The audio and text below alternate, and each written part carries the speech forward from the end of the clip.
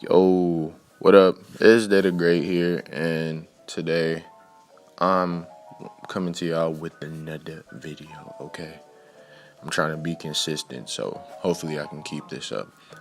But, anyways, I just watched episode 60 of My Hero, and the way that the episode ended had me thinking a lot about Bakugou specifically and what his challenge to Deku really means. Because if you watch the episode, you know, and if you didn't, stop watching this video, bro, because this is a spoiler. But now Bakugou pretty much knows that Deku got his power from All Might in some shape or form. Now, me personally, knowing that Bakugou will probably have like a view change about Deku in the first place, but also I think that the outcome of this fight will mean a lot more to Bakugou than it does to Deku, because now that Bakugou knows that Deku has All Might's power, like, it's completely different than if he just grew a quirk out of nowhere or suddenly his quirk finally activated or something. Because All Might is a hero that, whether he is willing to admit it or not, he actually really does look up to and respect. And he wants to surpass him, but at the same time, he still got that respect for him as a hero. So I feel like if he loses the fight, I'm wondering, he doesn't really seem like the type of guy to be like, man, you know, he whooped my ass, I'll never beat him type shit. He don't seem like that type of nigga.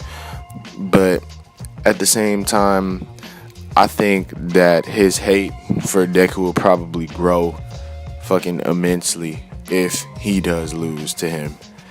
And not only because All Might chose Deku, a person with no quirk to begin with, to take his power over him, who's been talented with his quirk and since he was a child.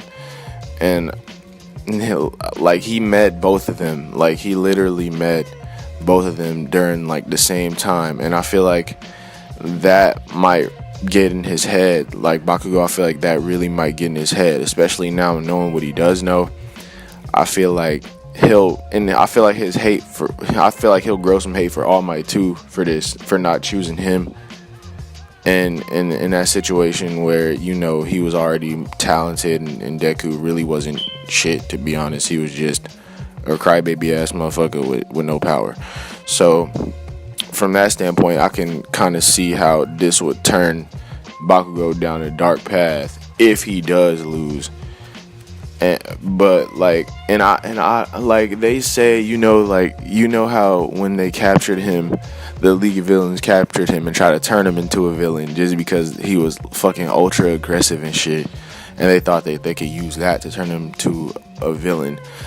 But I feel like it's going, like, if you really, like, it's pretty hard. I think it's pretty hard to turn Bakugou into a villain, but I feel like if you did want to, it would probably have to be something like this situation right here, where his favorite hero didn't choose him, and like he'll want to show All Might so badly how wrong he was for not choosing him, that he turned to the dark side and used his powers there to just prove his point. Like, Deku ain't shit. Like, Deku, I can beat him. Like, he's nothing.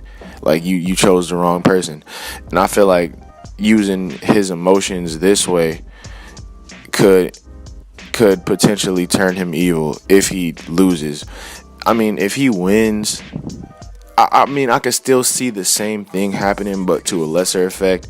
Like, Bakugou, after the fight is over, he could go up to All Might and be like, I don't know why you chose him for, like, he's nothing. Like, you know, like, he could still have that kind of hate in his mind, and it could kind of fuel him. And the reason why I feel like they might just make him lose the fight to Deku or he might lose the fight to Deku, because now the girl from the League of Villains, her name is escaping me right now, but she can use people blood to basically turn into them. And now that she got Deku blood, she can use his blood and turn into him and talk all types of shit to the class and Bakugo and all kinds of shit, or lead them into a trap or something, because everybody really respect Deku in the class.